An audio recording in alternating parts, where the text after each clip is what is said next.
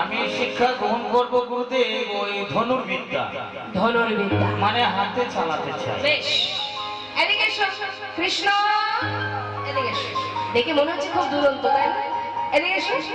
বলছি যে তুমি কি শিক্ষা নেবে? রাজনীতি। গোবিন্দ বলছে গুরুদেব আমি শিক্ষা নেব, আমি ধনুর্বিদ্যা শিখবো না, গদাবিদ্যা শিখবো না, আমি রাজনীতিবিদ্যা শিখবো। বেশ, আর তোমার নাম কি? সুদামা। তুমি কি শিক্ষা নেবে? বেদ অধ্যয়ন করবে। নিতাই গৌর হরি বল হরি বল। যারা বেদ অধ্যয়ন করে বাবা তাদেরকে বলা হয় বিপ্র। তারা কিন্তু ব্রাহ্মণ নয়। ব্রাহ্মণ কারা? ব্রহ্ম জানন্তি ব্রাহ্মণ। ব্রাহ্মণ তুমিও হতে পারো, আমিও হতে পারি, যদি তোমার ব্রহ্মত্ব জ্ঞান থাকে। মহাজন বললেন জন্ম যায় সূত্র সংস্কারে না নিজ, বেদ পাঠের ভাবে বিপ্র, ব্রহ্ম জানন্তি ব্রাহ্মণ। তাই গুরুদেব তিনজনকে পাঠশালায় সুন্দরভাবে শিক্ষা দিচ্ছে। দিনের পর দিন চলছে শিক্ষা। এমন সময় গুরুমা ডাকছে, সুদামা শোনো, শুধু তো শিক্ষা নিলে হবে না, পাঠশালায় কিছু রন্ধনশালায় কাঠ ফুরিয়ে গেছে, যাও বন থেকে কিছু কাঠ ফুরিয়ে নিয়ে এসো। দেখবে বাবা, আমাদের সময় আমরা যেটা দেখতাম ছোটবেলা স্কুলের মধ্যে যদি কোনো পূজা পার্বণ হতো আমাদের দিয়ে সব কাজ করা হতো, তাই না? সব কাজ করতে হতো। এই তুমি ঘর মুছবে, তুমি বাসন মাজবে, তুমি এটা করবে, তুমি ওটা করবে। ঠিক তদ্রুপ আগেকার সময় তো স্কুল কলেজ ছিল না, বাচ্চাদের শিক্ষা দিতে গেলে গুরু গৃহে পাঠাতে হতো। নিতাই গৌর হরি বল। তা ওই গুরু গৃহে গেলে কি করতে হতো? শুধু শিক্ষা দিত না, ওই গুরুদেবের আশ্রমের যে কোনো কাজে তাদেরকে নিযুক্ত হতে হতো। তা বলছে যা পাঠশালায় শুধু শিক্ষা নিলে হবে না, রন্ধনশালায় কাঠ ফুরিয়ে গেছে, বন থেকে কাঠ ফুরিয়ে নিয়ে এসো। তা সুদামাকে পাঠিয়ে সঙ্গে করে আরো একজনকে পাঠিয়েছে, কে? কৃষ্ণ। সুদামা তুমি একা যেও না, সঙ্গে করে কৃষ্ণকে নিয়ে যাও, দুইজনে গিয়ে বন থেকে কাঠ ফুরিয়ে আনবে। তবে হ্যাঁ, এই না কিছু ভেজে ছোলা তোমাকে দিলাম, আঁচলে বেঁধে রাখো, যখন খিদে পাবে তোমরা বনে গিয়ে খিদে পেলে দুজনে ভাগ করে খাবে। এই কথা বলাতে সুদামা ছোলাটা নিজের আঁচলে বেঁধে নিয়ে এবার মনের আনন্দে কানাইকে নিয়ে যাচ্ছে। হরি বল। কৃষ্ণ আর সুদামারে পাঠাইল বনে, কৃষ্ণ আর সুদামারে পাঠাইল বনে, চলে তারা আনন্দিত মনে, আনন্দিত মনে, চলে তারা আনন্দিত মনে, আনন্দ ধরে না, আনন্দ ধরে না, আনন্দ ধরে না, কৃষ্ণ আর সুদামারে আনন্দ ধরে না, কৃষ্ণ আর সুদামারে আনন্দ ধরে না, চলে তারা আনন্দিত মনে, চলে তারা আনন্দিত মনে। বনের ভিতরে কাঠ পোড়াতে পোড়াতে হলো কি,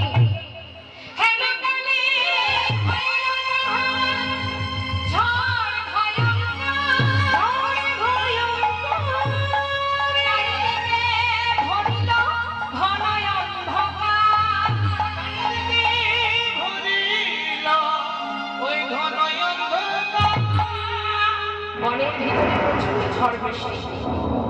এত ঝড় বৃষ্টি হচ্ছে, ধীরে ধীরে বনের ভিতরে অন্ধকার হয়ে গেল। কেউ কাউকে দেখতে পাচ্ছে না, দুজনেই দুজনকে হারিয়ে ফেলেছে। ডাকছে সুদামা, কৃষ্ণ সুদামা, কৃষ্ণ কৃষ্ণ।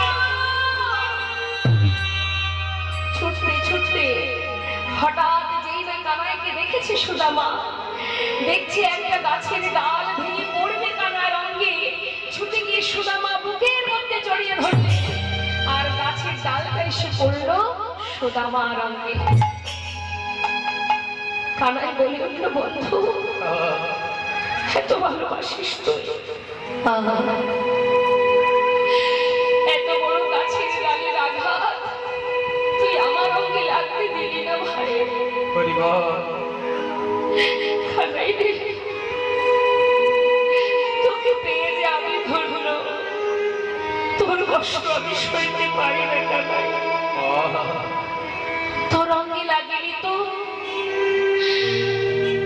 প্রচন্ড ঝড় বৃষ্টি, কি করে ফিরবে ঘরে? তাই দুইজনে ধীরে ধীরে একটা গাছে গিয়ে গাছের ডালে বসে আছে। কিন্তু মা, গাছের ডালে যে বসেছে দুই ভাই, দুই বন্ধু, একজন বসেছে ওপরের ডালে, একজন বসেছে নিচের ডালে। নিচে বসেছে গোবিন্দ, ওপরের ডালে সুদামা। এখন বেশ কিছু সময় ধরে ঝড় বৃষ্টি হচ্ছে বলে তাদের একটু একটু করে যখন কিনা একটু খিদে পেয়েছে, সুদামা চিন্তা করছে তাই তো মা যে ছোলা পাঠিয়ে দিয়েছিল, একটু তো ছোলা খেলেই হয়। কিন্তু মা বলেছিল কানাইকে দিয়ে খেতে, কানাইকে দেবো কি করে?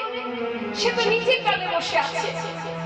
তাহলে এক কাজ করি, এখন আমি খাই, কিছুটা রেখে দেবো, কানাইকে দিয়ে দেব, নিচে নেমে ওকে দিয়ে দেব। এই ভেবে নিজের কাছে যে ছোলাটা ছিল সেটা একটা একটা করে খাচ্ছে বাবা। আর একটা একটা করে খাচ্ছে, এদিকে বৃষ্টিতে সারা শরীর ভিজে গেছে, ঠক ঠক করে কাঁপছে। আর ওই যে একটা একটা করে মুখে দিচ্ছে ছোলা, আর একটা একটা করে ছোলা নিচে পড়ে যাচ্ছে। যখনই ছোলা নিচে পড়ছে, কানাই তো নিচের ডালে, সে দেখছে যে তার চোখের সামনে দিয়ে ছোলাগুলো নিচে পড়ে যাচ্ছে। মনে মনে ভাবছে কি ব্যাপার, তবে কি সুদামা ছোলা খাচ্ছে? কই, আমাকে তো দিল না, মা যে বলেছিল আমায় দিয়ে খেতে, ও দিল না আমাকে। চুপচাপ গোবিন্দ বসে আছে। কিছুক্ষণ পর গোবিন্দ বলে উঠলেন, বন্ধু, কিরে চিৎকার করছিস কেন? সুদামা, আমার না প্রচন্ড খিদে পেয়েছে, তোর কাছে যে ছোলা ছিল আমাকে একটু দে না। সুদামা বলছে, দাঁড়া দাঁড়া, এক্ষুনি দিচ্ছি। এই বলে যেই না আঁচলের দিকে তাকিয়েছে, দেখছে সর্বনাশ, সে দিয়ে একটা খেয়েছে, কিন্তু বাকি ছোলা ওই যে ঠান্ডায় ঠক ঠক করে কাঁপতে কাঁপতে সব নিচে পড়ে গেছে। তাই গৌর হরি, যে দেখছি সর্বনাশ, ছোলা তো সব পড়ে গেছে, এখন আমি বলবো কি কানাইকে? তখন মিথ্যা কথা বলেছিল সুদামা। বন্ধু জানিস, কাঠ কুড়াতে কুড়াতে না আমার মনে হয় কখন এই ঝড় বৃষ্টির মধ্যে দিয়ে আমার আঁচল থেকে ছোলাগুলো সব পড়ে গেছে। আমি জানি না রে ভাই, আমি দেখতেই পাইনি কখন পড়ে গেছে। গোবিন্দ মনে মনে চিন্তা করছে, আচ্ছা তুই ছোলা বসে বসে ছোলা খাচ্ছিস, আবার তুই মিথ্যা কথাও বলছিস। বেশ, এই দিনে যে অপরাধটা তুই করেছিস এর জন্য তোকে সাজা পেতে হবে। কোনো কথা না বলে কিছু সময় বিশ্রাম করে সঙ্গে করে নিয়ে দুই ভাই কাঠ কুড়িয়ে আশ্রমে ফিরছে। না, তোকে প্রাণ দিতে হবে না। শোন, ওই দেখ রন্ধনশালায় গুরুমা নাড়ু তৈরি করে রেখেছে। তুই তো জানিস আমি একটু নাড়ু খেতে ভালোবাসি, আমার জন্য দুটো নাড়ু এনে দে না। সুদামা বলছে, ও এই কথা, দাঁড়া দাঁড়া, আমি গুরুমাকে গিয়ে বলি, গুরুমা যে আমাকে দেবে সেটা তোকে দিয়ে দেবো। না, এইভাবে আনলে হবে না, চুরি করে নিয়ে আসতে হবে। চুরি করে? তা কি করে সম্ভব? আমি তো কখনো গুরুদেবের কাছে চুরি বিদ্যা শিখিনি, আমি তো বেদ বিদ্যা অধ্যয়ন করছি, আমি কি করে আমি চুরি করতে তো জানি না ভাই। আরে দুটো নাড়ু আমার জন্য চুরি করে আনবি, তার জন্য আবার শেখার কি আছে? জানা ভাই, নিয়ে আয়। সুদামা বলছে, আচ্ছা কানাই, গুরুমা যদি দেয় আমি তো তোকে দিয়ে দেবো, তাতে অসুবিধা কি? না, ওইভাবে আনলে আমি খাবো না। তুই না আমার জন্য প্রাণ দিতে পারিস, আর দুটো নাড়ু এনে দিতে পারবে না, এই তোর বন্ধুত্ব? সুদামা বলছে, ঠিক আছে তুই বস, আমি যাবো আর আসবো। তবে শোন, তুই কিন্তু দরজার করে বসে থাকবি, যদি দেখিস গুরুমা আসছে আমাকে একবার জানিয়ে দিস, কেমন? ঠিক আছে, যা যা যা। সুদামা যাচ্ছে। কার জন্য যাচ্ছে মা? গোবিন্দের জন্য চুরি করতে যাচ্ছে। তাই গৌর হরি হরি। কিন্তু অপরাধ, স্বয়ং ভগবান যদি অপরাধ করে সে নিজের সাজা নিজে নেন, তাহলে আমি তুমি অপরাধ করলে সাজা হবে না সেটা কি করে হয়? যেভাবেই করো না কেন অপরাধ অপরাধ, সেটা জ্ঞানেই করো অজ্ঞানেই করো। কারণ তুমি যদি অজ্ঞানে আগুনে হাত দাও, আগুন ছাড়বে? তুমি যদি অজ্ঞানে কারেন্টে হাত দাও, কারেন্ট ছাড়বে? সুদামা আহা বৃন্দাবনের সখাগণ কালীবাহিনী জল পান করেছিল, যে জলে বিষ মেশানো ছিল তারা তো জানতো না, তাহলে তাকে তো ছেড়ে দিতে পারত, কেন বিশেষ ক্রিয়া দেখা দিয়েছিল? তাই জেনে রাখবেন, জানতে শুনতে ভুল করলে তাতেও অপরাধ হয়, অজান্তে করলেও অপরাধ। অপরাধ অপরাধ যেভাবেই করো না কেন অপরাধ। আজ সুদামা সেও অপরাধ করেছে, তার সাজা সে পাচ্ছে। সুদামা কি করেছে? ভিতরে গিয়ে যেই না ওই নাড়ুর পাত্রে হাত দিয়ে দুটো নাড়ু তুলেছে, পিছন থেকে গোবিন্দ চিৎকার করছে, গুরুমা গুরুমা শিগগিরই এসো। তুমি মনে করো আমি তোমার ঘরে নাড়ু চুরি করে খাই, আজ হাতে নাতে প্রমাণ, এসে দেখে যাও কে তোমার ঘরে নাড়ু চুরি করে খায়। ভয়ে ভীত হয়ে সুদামা ছুটতে ছুটতে বাইরে এসে নাড়ু দুটো হাতে করে নিয়ে বলছে, কাকাই আমি তোকে আগেই বলেছিলাম আমি চুরি করতে জানি না। গুরুদেব আমাকে বলেছে কখনো মিথ্যা কথা বলবে না, যারা বেদ অধ্যয়ন করে তাদের বাক্য ব্রহ্ম, কখনো অপরাধ করবে না, অন্যায় করবে না, ভুল করবে না, মিথ্যা কথা বলবে না, আমি তোকে বলেছিলাম। তথাপিও তুই আমাকে চুরি করতে পাঠালি, আমি তোর জন্য চুরি করতে গিয়েছি, তুই অকারণে মায়ের কাছে আমাকে চোর করে দিলি কানাই, আমি তো তোর জন্য চুরি করতে গিয়েছি, কোন অপরাধের সাজা দিলি ভাই? শুনে দেখ কানাই, আমি তোকে অনেক ভালোবাসি, জানিস আমার মা বলে তুই নাকি ভগবান, আমি তো জানি না সত্যি কি তুই ভগবান। যদি তাই হয়ে থাকিস, আজ তোর সামনে দাঁড়িয়ে এই গুরুগৃহে দাঁড়িয়ে আমি প্রতিজ্ঞাবদ্ধ হলাম, যদি জীবনে আমার কোনোদিন কোনো দুঃখ আসে, কষ্ট আসে, কোনোদিন যদি দারিদ্রতার অন্ধকারে না খেয়ে যদি মারা যায়, তথাপিও তোর কাছে কোনোদিন আমি দুহাত পেতে কিচ্ছু চাইব না। আমি প্রতিজ্ঞা করলাম। গোবিন্দ কম চতুর নয়, সেও বলে উঠল, ও সুদামা তাহলে আমিও প্রতিজ্ঞা করলাম, তুই যতদিন আমার কাছে না চাইবি আমিও তোকে কিছু দেব না রে। তাই গৌর হরি বল, হরি বল। দুই বন্ধুর মধ্যে প্রতিজ্ঞা হলো। মা কিছুদিন পর গুরুগৃহে শিক্ষা শেষ হলো। গুরুদেব বললেন, তোমাদের শিক্ষা সম্পূর্ণ, এবার তোমরা আপন ঘরে ফিরে যেতে পারো। আপন আপন ঘরে চলে গেল।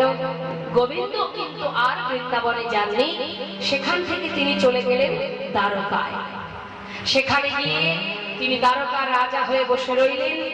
আর এদিকে সুদামা সে পাণ্ডিত্য অর্জন করে চলে এলো তার নিজের গৃহে। আসবা মাত্রই তার পিতা মনে বড় গর্ব, মনে আনন্দ, ছেলে মস্ত বড় পণ্ডিত হয়েছে। সন্তান ভালো কিছু করলে সব মা বাবারই আনন্দ হয়। গোটা গ্রামে ডেকে ডেকে বলে, শোনো, আরে তোমাদের তো ঘরে সন্তান আছে, আমার মতো সন্তান কার আছে? সে যে বড় বিপ্র, মস্ত বড় পণ্ডিত সে। সবাই বলে, সত্যি তাই, তোমার ছেলে বড় পণ্ডিত। এদিকে কি হলো মা? ছেলে আমার পণ্ডিত হয়েছে, গ্রামের মধ্যে একটা পাঠশালা তৈরি করে সেখানে ছোট ছোট বাচ্চাদের শিক্ষা দেয়, সেখান থেকে যে কড়ি পায় তাতে সুখী সুন্দরভাবে জীবন কেটে যায়।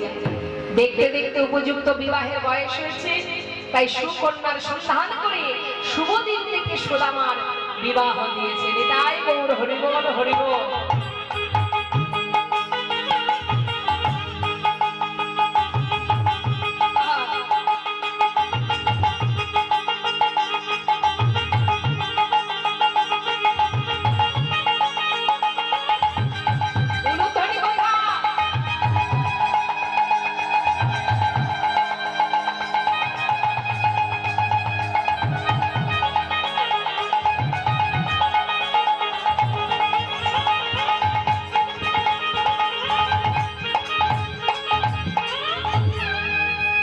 আহা, হরি বল হরি বল।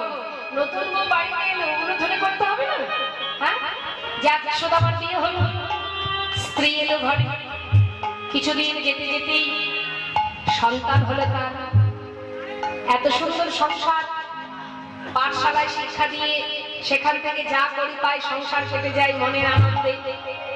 আনন্দ আনন্দ মহা আনন্দ। কিন্তু বাবা আনন্দ বেশি দিন থাকলো না। কেন? ভগবান ভক্তকে পদে পদে পরীক্ষা করেন। তাই গৌর হরিব। ভগবান বলেন, যে করে আমার আশ আমি তার করি সর্বনাশ। তথাপিও যে না ছাড়ে আমার পাশ, আমি হই তার দাসানে দাস। যে আমাকে ভালোবাসে তাকে সারা জীবন কষ্ট পেতে হয়। কি গো মা, বুঝতে পারছেন কথাটা? ভগবানকে যারা ভালোবাসে তাদের কিন্তু সারা জীবন কষ্ট পেতে হবে। কিন্তু আমরা ভগবানের কাছে কি চাই? সুখ দাও, শান্তি দাও, ভালো রাখো, সুখে রাখো, চাই না? কখনো বলি দুঃখ দাও? বলি না, কারণ আমরা দুঃখ চাই না, আমরা সুখ কামনা করি। সর্বক্ষণ নিজের সুখ কামনা, সংসারের সুখ কামনা, পরিবার ভালো থাকুক, সুখে থাকুক, আমরা ভালো থাকি, শান্তিতে থাকি, এটা আমাদের চাওয়া ভগবানের কাছে। কিন্তু প্রকৃত যে ভক্ত হয় বাবা, সে ভগবানের কাছে কিছু চায় না, প্রয়োজন মনে করে। ভগবান ভক্তের কাছে চাইবার প্রয়োজন মনে করে। চাই যারা আমাদের মতো সাধারণ জীব, যারা শুধু দাও দিয়ে যাও। কিন্তু আমাদের জীবনে দুঃখ এলে, কষ্ট এলে আমরা কি করি? ভগবানকে ডাকি, সেবা দিয়ে। অনেকের বাড়িতেই আছে, একটু যদি জীবনে কষ্ট পায়, দেখবে সেদিন থেকে ভগবানকে যে দুটো নকুল দানা দিত সেটা বাদ দেবে না। কি জন্য দেব? কেন এত কষ্ট দিল? না খেয়ে থাক, খেতে দেব না, দুটো নকুল দানা 24 ঘন্টার মধ্যে বরাদ্দ, তাও সেটা কপালে জুটবে না যদি কষ্ট দিয়েছে। এটা আমাদের মতো সাধারণ মানুষের চিন্তা ভাবনা। কিন্তু জেনে রাখবেন, সুখ দুঃখ দুই ভাই আমাদের জীবনে আসবে। যতদিন আমরা এই ধরায় আছি, সুখ দুঃখ দুই ভাই আসবে যাবে, ধরে কাউকে তুমি রাখতে পারবে না। জীবনে যখন সুখ থাকবে, সুখ পেয়ে যদি আমরা পাগল হয়ে আনন্দে নাচতে থাকি, কিন্তু দরজার বাইরে দুঃখ দাঁড়িয়ে থাকবে। সময় হলে সুখ চলে যাবে, দুঃখ ভিতরে ঢুকে যাবে। আর সেই দুঃখ যখন ভিতরে ঢুকবে, সেটা সহ্য করার মতো ক্ষমতা তোমার আর থাকবে না তখন। আবার দুঃখ যখন থাকবে, তোমার ভেঙে পড়ারও কিছু নেই, কারণ দুঃখ চিরকাল কারো থাকে না। যখন দুঃখ থাকবে, দরজার বাইরে সুখ দাঁড়িয়ে থাকবে। সময় হলে দুঃখ চলে যাবে, সুখ ঢুকে যাবে। তাহলে আমাদের কাজ কি? আমাদের করণীয়টা কি? না, সবকিছুকে মেনে নেওয়া, মানিয়ে নেওয়া। যেমন মনে করুন, একটা দৃষ্টান্ত দিই মা। মনে করুন, যখন আমাদের প্রচন্ড ঠান্ডা লাগে, মানে শীতকাল যখন আসে, তাই এত পরিমাণে ঠান্ডা লাগে, তখন কি আমরা ঠান্ডাকে বলতে পারবো, শীতকে বলতে পারবো যে আমরা এই শীত সহ্য করতে পারছি না, তুমি চলে যাও? পারবো না। তাহলে আমাদের কি করতে হবে? সেটাকে মেনে নিয়ে আমাদেরকে চলতে হবে। কিভাবে চলতে হবে? না, আমাদের গরম পোশাক পরতে হবে। নিতাই গৌর হরি, তাই তো? আবার গরমের সময় ঠান্ডার প্রয়োজন, গরম সহ্য করতে পারছি না, তাহলে গরমটাকে মানিয়ে নিতে হবে। গরমটাকে মানিয়ে নেব কিভাবে?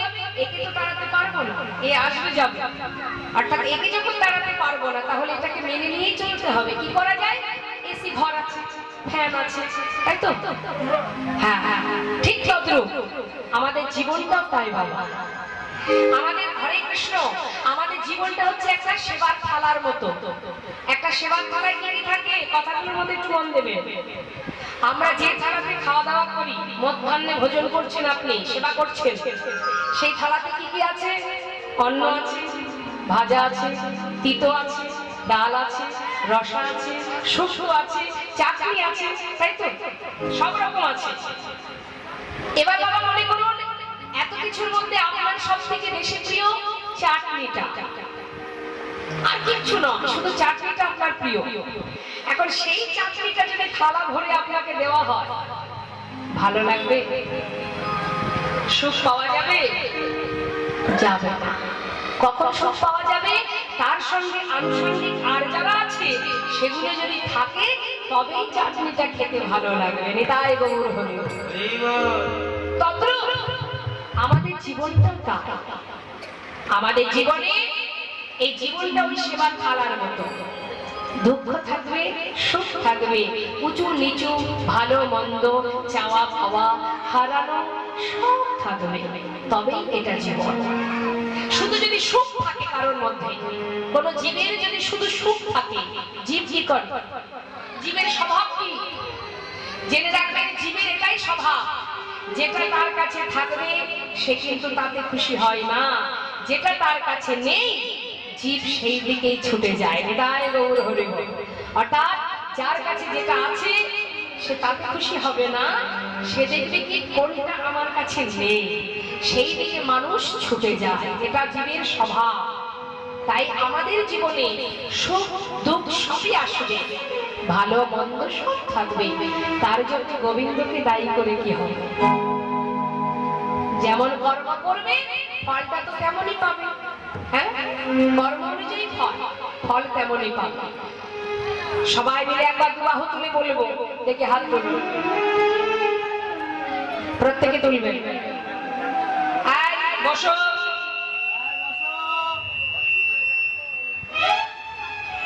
একদম উঠবে না। কেমন হাত তুলেছো? সবাই মিলে একসঙ্গে গাইবো। ছলো ছলো নয়নে, মাইক দাদা একটু আসবেন। হাসি মাখা বদনে,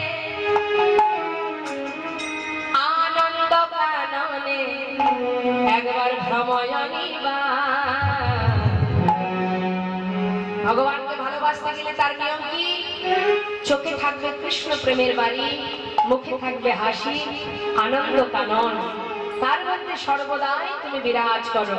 দুটি বাপ তুমি সবাই বলো, হরি বল হরি বল, হরি হরি বল হরি বল, হরি বল হরি বল।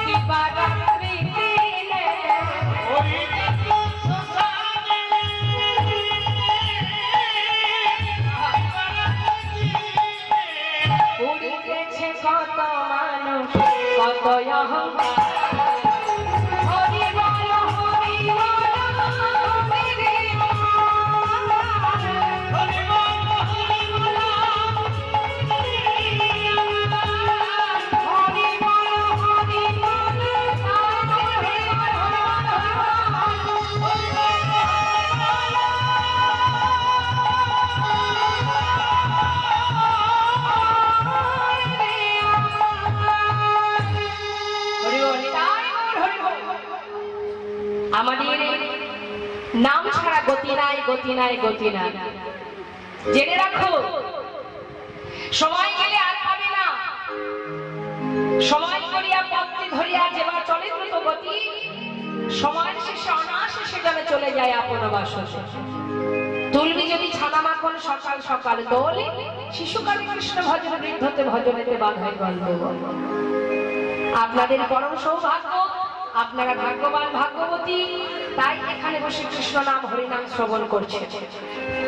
কারণ কৃষ্ণ কথা শ্রবণ করবার মতো ভাগ্য সকলের হয় না। এর জন্য সুকৃতির প্রয়োজন হয়।